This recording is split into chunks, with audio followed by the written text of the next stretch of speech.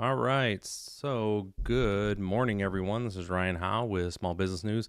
I thought I'd start us off today with a little something for me. Here I have this Friday. I was out. Finally had a chance to get out and do some morel hunting. I'm up here in Western Michigan and got me 40 of these bad boys right here. So a lot of good stuff going on there as well. Again, for those that don't know, my name is Ryan Howe. I am a business coach. If curious what I do and how that works, you can go to summitbusinessguys.com, learn more about what I do to help small businesses grow faster than ever thought possible. But more on that later.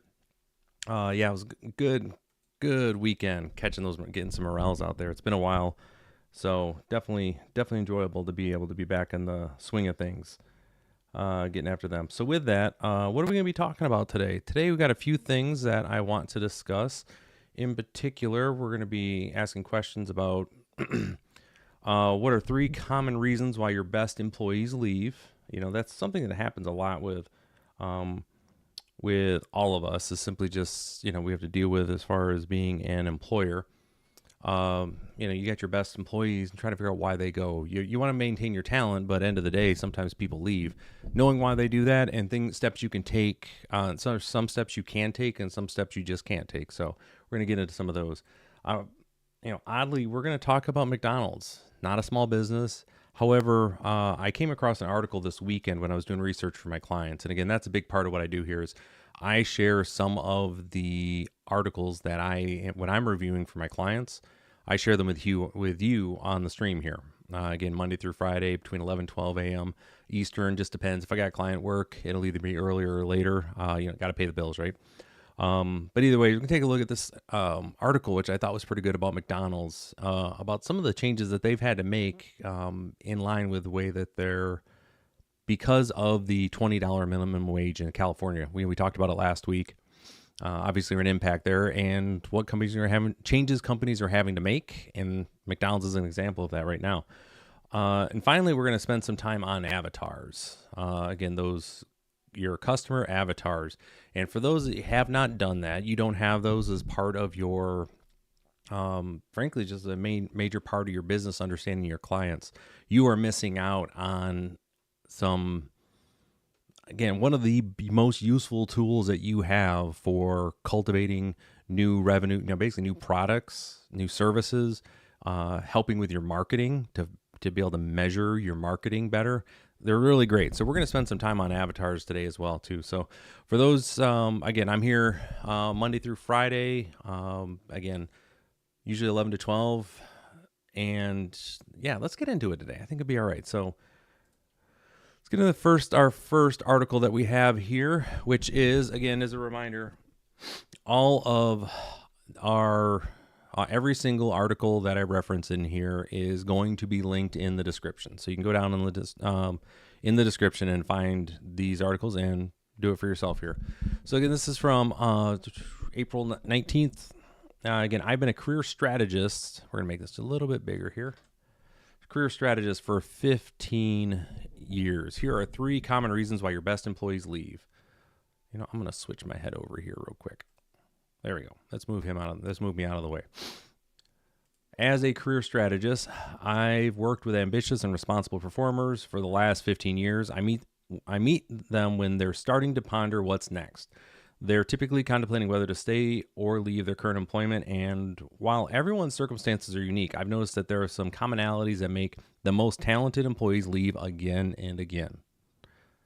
If you're an employer and wondering why your best employees are leaving, here's some possible reasons why. Now, this isn't the end all be all of what they are, but just understand it. These are some of the main reasons that are out there. So first, number 1, the quality of relationships with their line managers, basically who they directly work for. The line manager has a crucial role in determining an employee's workplace experience. Employees who stay often do so because of the great support and good relationships they have with their line manager. The person they work for, if they're great, people will stay and support them because they know they're being taken care of.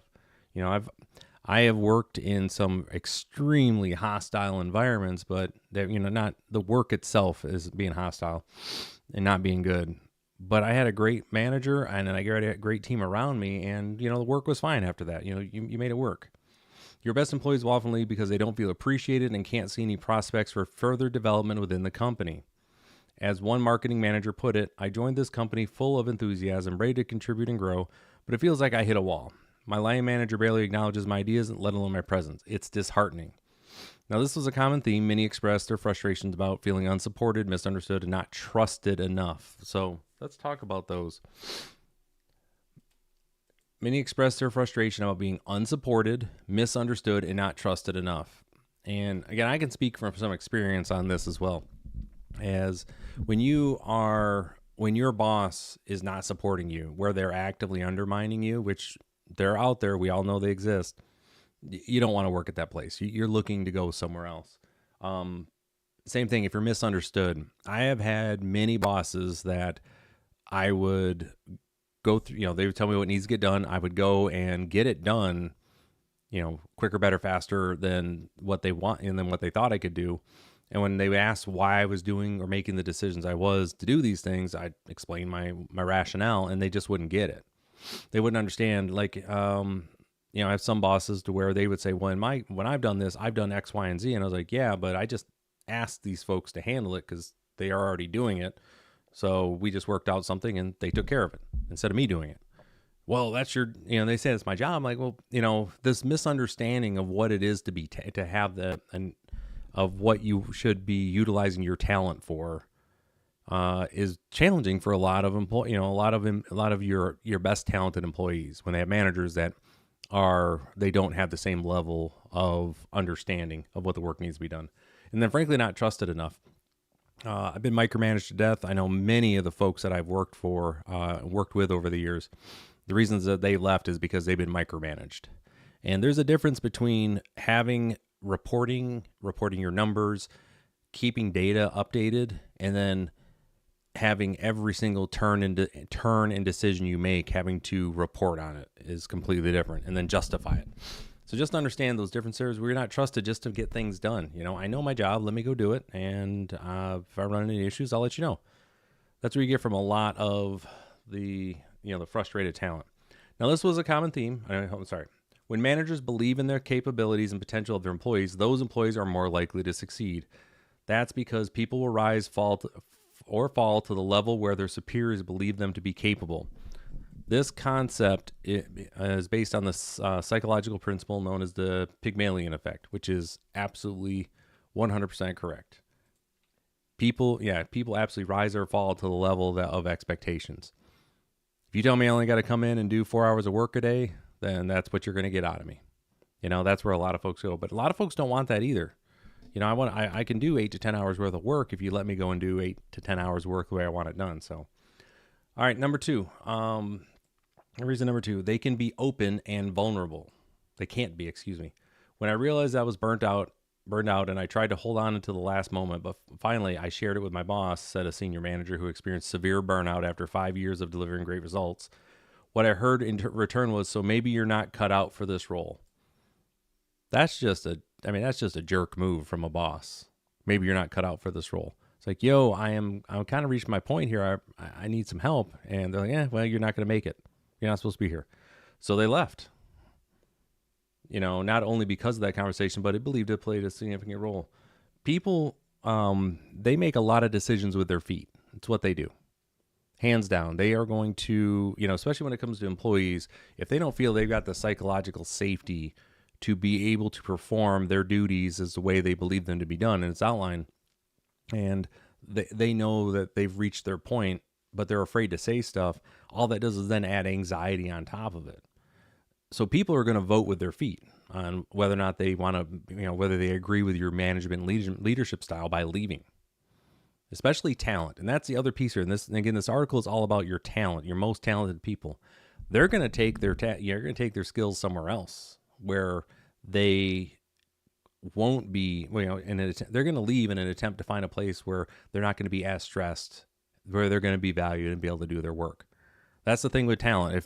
If you got to treat your best employees, you need to have a better understanding of what they need to be successful than your standard employees. Not saying that there's a good old boys club. That's not what I'm talking about. where basically all the jerks just get away with everything because they play poker with the boss. That's not what I'm talking about.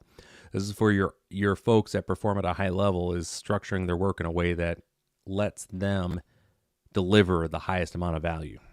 But if they can't even come to tell you, say, yo, I need to take next week off, I'm kind of smoked. And if they tell you, they're kind of burnt out and they need some time away, and you hold that against them, yeah, they're gonna leave. They'll find someplace else to work.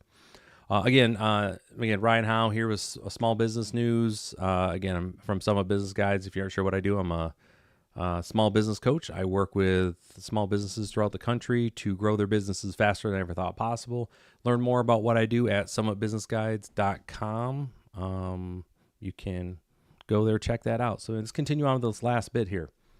There's going to be number 3. They can't work the way they want to, and I alluded to that a little bit during the last part, because you'll find there's a Venn diagram with these things, and definitely part of it there's be overlap where they cannot work the way they want to. Your best employees will also leave if they're constantly being told how to do their work, given very little autonomy, and experiencing micromanagement on a regular basis. Now, to be clear on this, before we move on, I want to make sure there's a differentiation between those works that are algorithmic in nature and those that are not. And by algorithm means there's a set process for it, how it has to be done. You have to do step 1, step 2, step 3, step 4, step 5.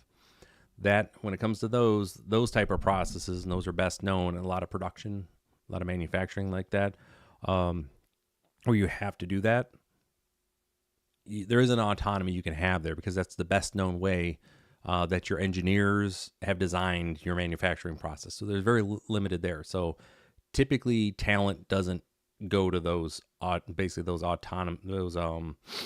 those jobs that are algorithmic like that. We're speaking about the non-algorithmic type of environment where you're in a management position, where you're in a leadership position, where you're in sales, where you have you're doing customer service. There's best known practices to do, and you may have a way you're going to interact with your customers.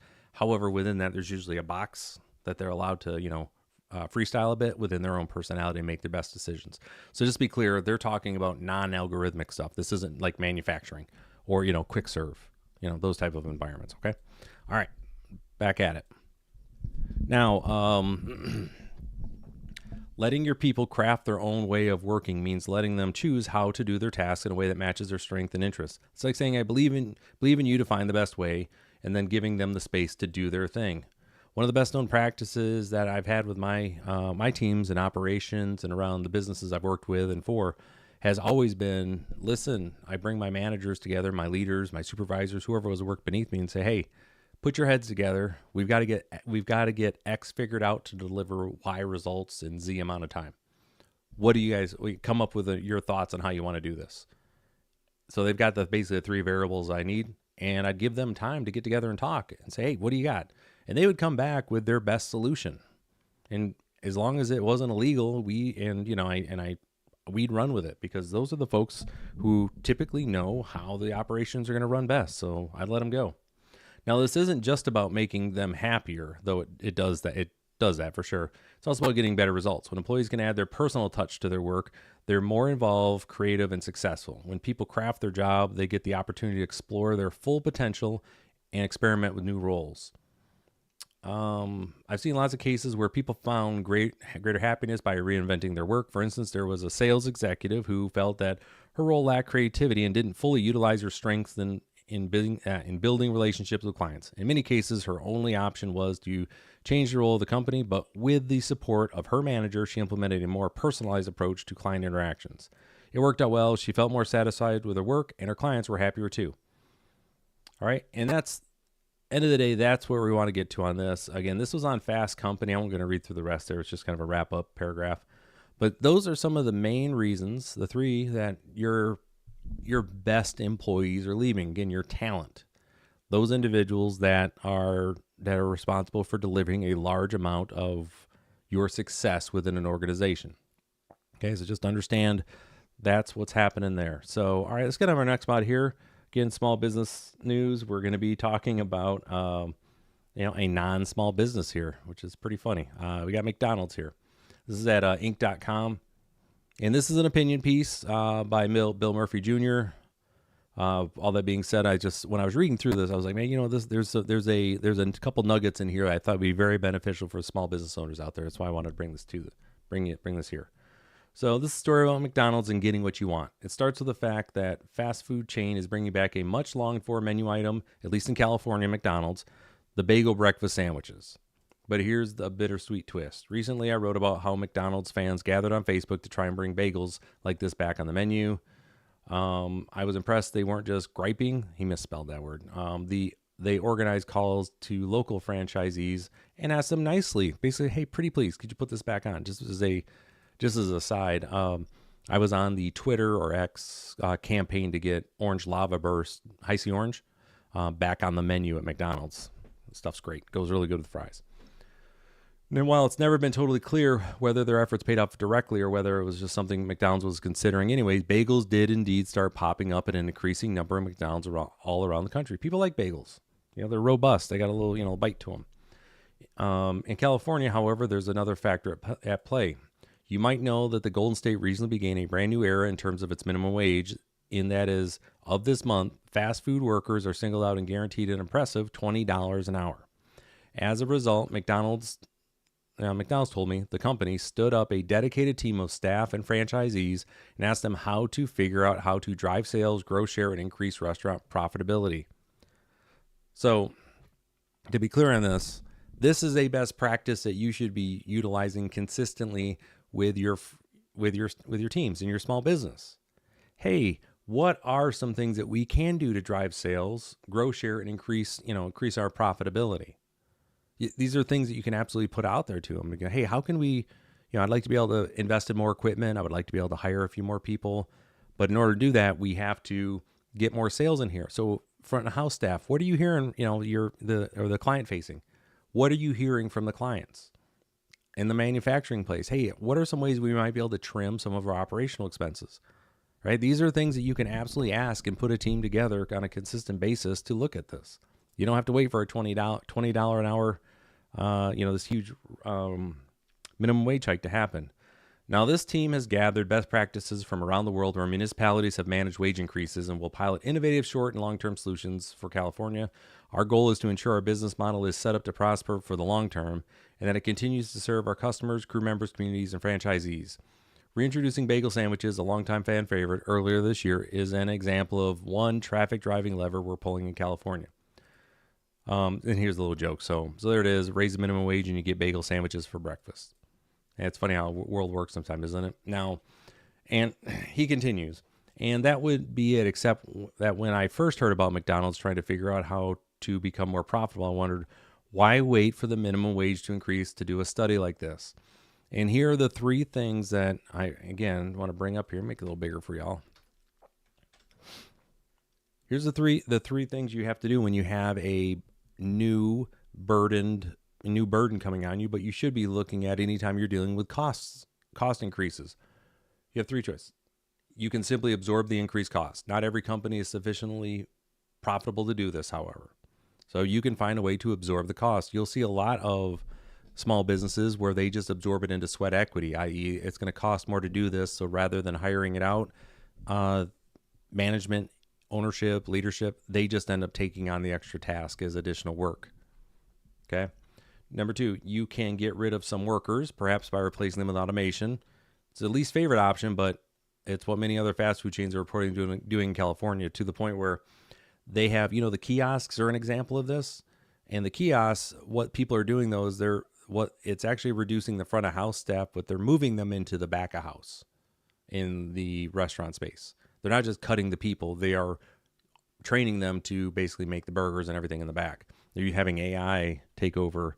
I just saw something with Wendy's too, that they have a AI ordering through the drive-thru now. You just talk to it like you're talking to your Alexa or whatever. So, all right. And the last bit is you can see if there was a way to increase productivity so that the wage increase doesn't actually cost you in the aggregate and to keep people working.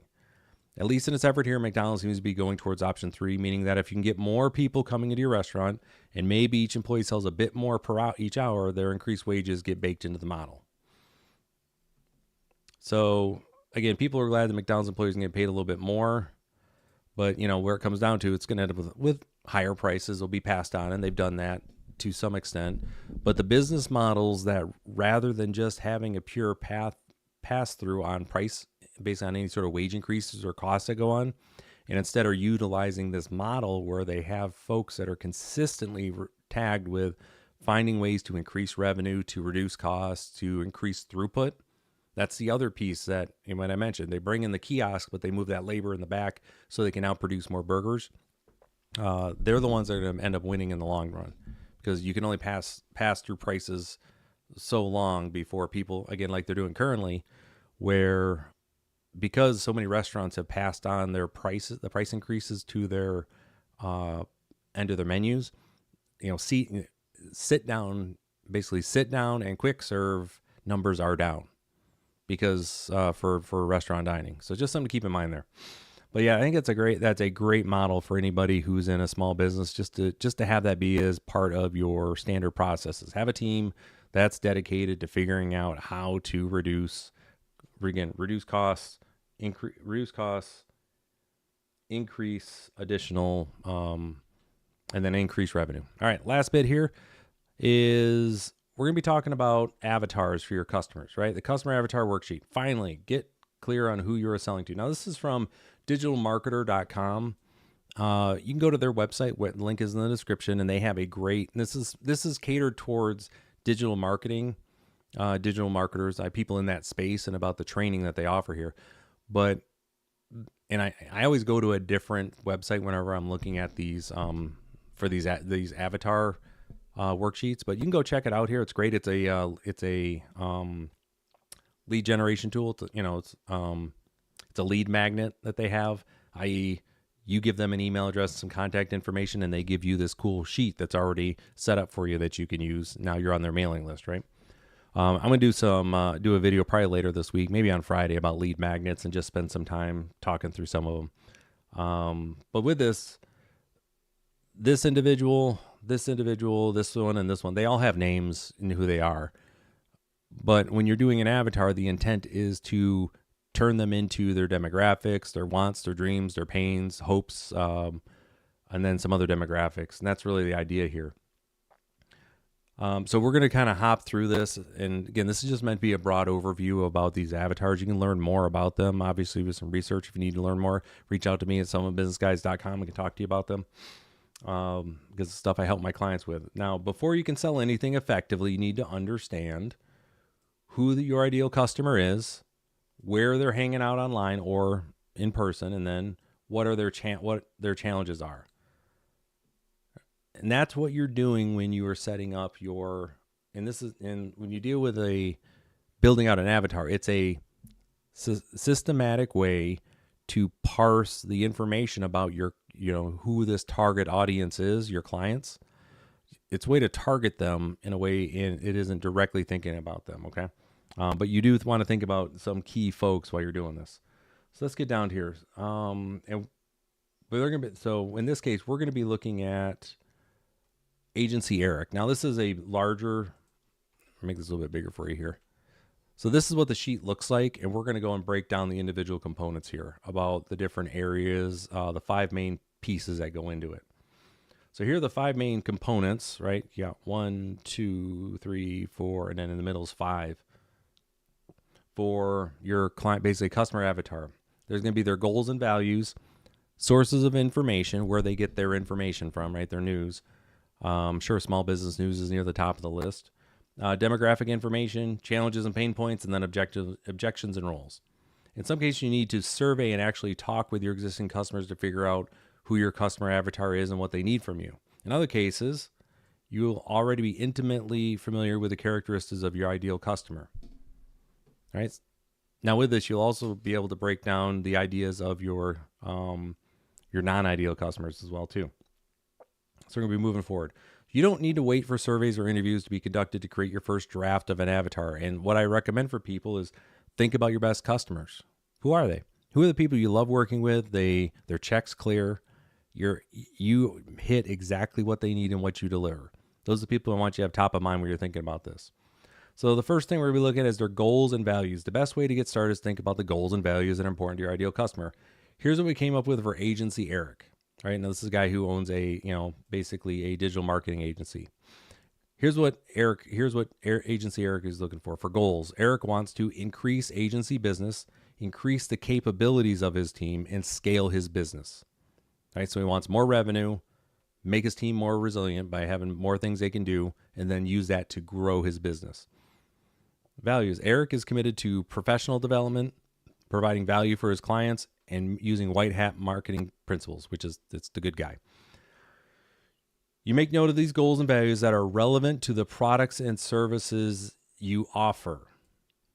Now you're going to use this to help, and again, right? All of this applied to the products and services you offer. You're going to use this information to help guide product creation, right? You may find, you realize that you have some of your product isn't quite right, but if you make a small adjustment to it, it'll hit the niche exactly what Agency Eric is looking for. Like, that's the idea. The copywriting, content marketing, and email marketing. This is one way that you utilize these things. All right. The next bit is going to be sources of information. This section of the customer avatar worksheet is critical to determining where of your customer avatar. Where do they hang out, both online and in person? What materials do they need, and what gurus do they follow?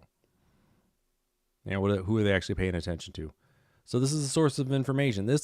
You want to know kind of how they're reading, because a lot of times what you're doing is you want to put your advertising where they're going. Where their eyeballs are at is where you want to meet them. And that's what this idea is. So you better understand kind of the books that they have, magazines, blogs, website. If they're going to be at particular conferences that they go to, sure, and you want to basically land this individual as a client, wouldn't it be great just to be able to run into them at one of those conferences? If they know that you're going to be there, you can send them information ahead of time. Say, hey, meet with us here. We'd love to talk to you about our new program. Different gurus, and then other they spend times on LinkedIn looking for talent. And the way you fill this section out, use the "but no one else would" trick. I think I've always liked this little trick. You'll complete sentence like this: my ideal customer would read this book, but no one else would. Like, for instance, for me, if I was your ideal client, it would be my ideal customer would read Influence, The Psychology of Persuasion by Robert B. Cialdini. Because I read that book, and I'm one of the few people that do, because I put it in front of my clients, and they're just like, yeah, that ain't for us, Ryan. Is what it is. But that's how you do that. Next is going to be your demographic information. Figure out, these, what that type of individual is, where they're at. So example, you'll see here, the name, their age, gender, marital status, if they got kids. So they're talking about, do they have a family? Quotes that they like: I surround myself with people smarter than me. Occupation: CEO, founder. Annual income, and again, level of education, college graduate. It's really important that you just, again, your ideal client. So what do you know about them? And you're going to be amazed to find, as you find more and more of your best customers, you're going to start to see that Venn diagram fill out, and those intersects in between there are going to have a lot of stuff like, hey, they happen to be between ages 38 and 54. Oh, okay. There's something there. They, they tend to be married or whatever. You'll figure that out. Next piece is going to be, and this is, by the way, this is a process before we move on to the next spot. It's a process that I have all my clients do when they're talking about their marketing. When they're talking about, putting together marketing strategies, when they're looking at their product mix, when they're doing anything, first steps is put together an avatar. And they have avatars, so we just make sure they're updated on a consistent basis and they're current and relevant. So we can always say, is this going to meet the pain points, which is the next section, that this ideal client has? So that way they know if they need to update or adjust their overall product mix. So challenges and pain points. This is the best part, right? You created a business or service to provide, right? In order to provide a value and close the loop on something that someone's going to need. So challenges. Eric is challenged with, he wants to scaling his business, finding, training, and retaining the top marketing talent. Hopefully he watched this particular show and learned something at the beginning about how to keep that talent, retain them. Then keeping his marketing skills sharp while being CEO.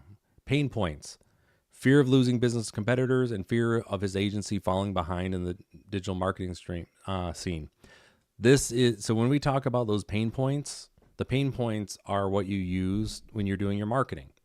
You're going to show how, basically say, you know what? you worry about losing business to your competitors? Well, don't. If you use us, you won't have to, because we're going to make sure that you stay ahead and you are out front on the latest and greatest, best known practices within the digital marketing scene. Right? You just took care of those 2 pain points. That's how now you need to make sure that your product and service does that, obviously. But yeah, that's what you want to have there. That's how you use it. And again, it's compelling them to take action. Last bit is here's going to be objections and role in the purchase process. You want to know this individual. Are they actually, you may have really good customers that actually aren't the decision maker on whether or not your product or service is purchased. You need to know that. All right. And that's where you get the role in the purchase process. However, you may have individuals that have a lot of influence over it. And ultimately, you need to get in front of the boss to be able to close the deal on that. And lastly is going to be your possible objections. Does the training fit an existing service or new service he can offer to his clients? And these are the objections. Does the training fit an existing service or new service he can offer to his clients? And how long he and his team members will be out of pocket during the training, doing the training. So basically, am I going to get this training? What am I going to get from it? Is it something once I'm done, I can go and sell it to my clients or provide that value to my clients? And then lastly, is this thing going to be like a month-long slog, or can we get this done in basically a couple hours over the course of a week? What does that look like for them? Because they want to make sure that they can get a quality ROI on what they're investing on top of the money. Okay. So with that, you want to have, again, we talked about the multiple avatars, and that's the thing. You want to have multiple avatars for your entire, hold on. Come on. There we go. And then you're going to build out multiple avatars for each one. So you've got one for, agency Eric, but then you may have somebody within their sales team. You may have other, you may have an individual who's actually that frontline worker within, doesn't have very many touch points with the client, but they're a worker within there that, hey, you know what, but we've got training for them. It's going to help them be better as well too. So you figure all that out. So that, and what that's going to do, as we mentioned, as you have these avatars built, you are constantly using them to help you model, design, and develop your service, product, and services to better meet their needs going forward. And so you should be constantly looking at your avatars, not constantly, but every year, just give them a quick little refresh to make sure that they're still relevant, that there hasn't been, huge changes in the industry. And then you just basically match up your current offerings against that, and then make sure and if there's whatever that delta is, you develop your future offerings to close that gap. And that's what you're doing with avatars, folks. Again, there's a lot more to it. You got to go through the process quite a few times. So, but with that, links to all the articles I mentioned are in the description if you want to see that. Again, just as a wrap up here, we talked about the 3 common reasons why your best employees leave. We talked about McDonald's, right? Not a small business, but they made it what they did was something that all businesses should do. You want to have a crew together, a team together, who can look at your processes, find either ways to increase revenue or cut costs. Always should have a team together that's looking at that.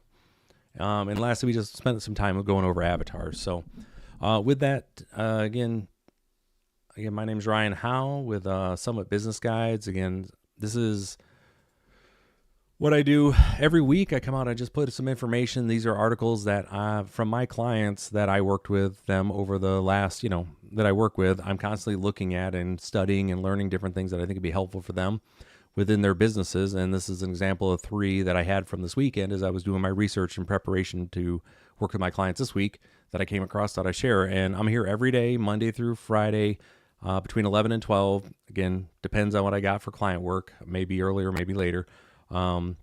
But yeah, if you like what you saw here, please subscribe. I hope you earned your subscription today. And be sure to hit the notification bell. I do go live because if people do have questions, I tend to jump on and answer those questions as we're doing it. So with that, you want to learn more what